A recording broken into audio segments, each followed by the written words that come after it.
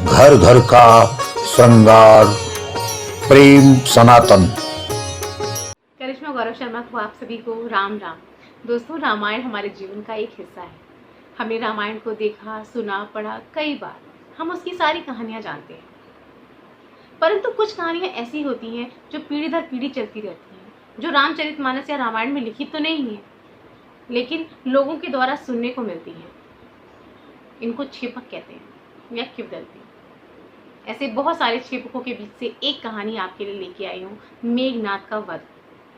मेघनाद का वध करना संभव नहीं था, क्योंकि उसको ब्रह्मा जी का वरदान था। एक बार की बात है, मेघनाद ने इंद्र को बंदी बना लिया और वो इंद्रजीत कहलाया। तब जब सारी व्यवस्था डामाडोल होने लगी, ब्रह्मा जी स्वयं आए। उन्होंने मेघनाद से कहा, हे मेघनाद, हमें इंद्र को वापस कर दो। इसके बदले तुम जो चाहे मुझसे वरदान मांग लो। मेघनाद ने सोचा, ये तो सुअवसर है। उसने अमरता का वरदान मांग लिया, परंतु अमरता का वरदान नहीं दिया जा सकता था। इसलिए ब्रह्मा जी ने कहा, तुम्हारा वध वही पुरुष करेगा जो 13 वर्षों तक नहीं सोया हो, जिसने 13 वर्षों तक किसी स्त्री से संबंध न रखा हो और ना ही उसकी तरफ देखा हो। मेघनाद ने सोचा, अमरता का वरदान ना सही, लेकिन ये भी वरदान अमरता से कोई कम तो नहीं।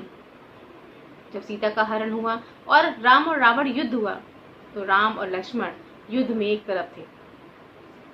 लक्ष्मण जो कि शेषनाग का अवतार है, और शेषनाग की पुत्री सुलोचना का मेघनाद ने हरण करके उसे विवाह किया, परंतु सुलोचना पतिव्रता धर्म का धर्मपूर्वक पालन करती रही, बिना ये सोचे कि उनका हरण किया गया है। परंतु शेषनाग को ये प्रतिशोध तो लेना ही था। जब उन्होंने लक्ष्मण के रूप में अवतार लिया और वन को गए, तो 14 वर्षों तक वो अपनी उर्मिला यानी कि जो उनकी पत्नी है, उनसे वो अलग रहे और किसी भी स्त्री की तरफ नहीं देखा, ब्रह्मचर्य का पालन किया।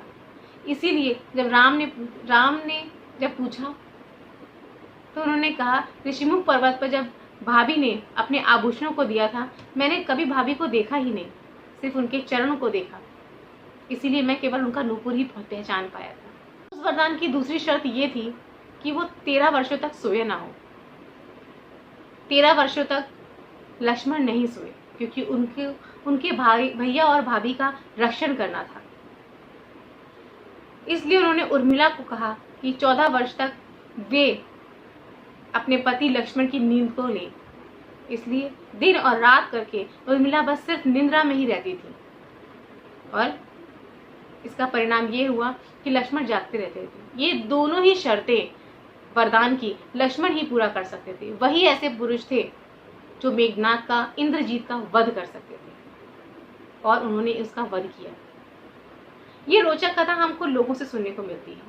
इसका कहीं प्रमाण तो नहीं है, लेकिन फिर भी ये बिल्कुल वास्तविक सी हो जाती है, क्योंकि पीढ़ी दर पीढ़ी ये कथाएं एक दूसरे से मिलती जुलती और चलती रहती हैं, और अगली पीढ़ियों को मिलती रहती है। ऐसे ही छेपक को लेके मैं फिर से आऊंगी आपके सामने प्रेम सनातन टीवी चैनल के माध्यम से। तब तक के लिए जय श्री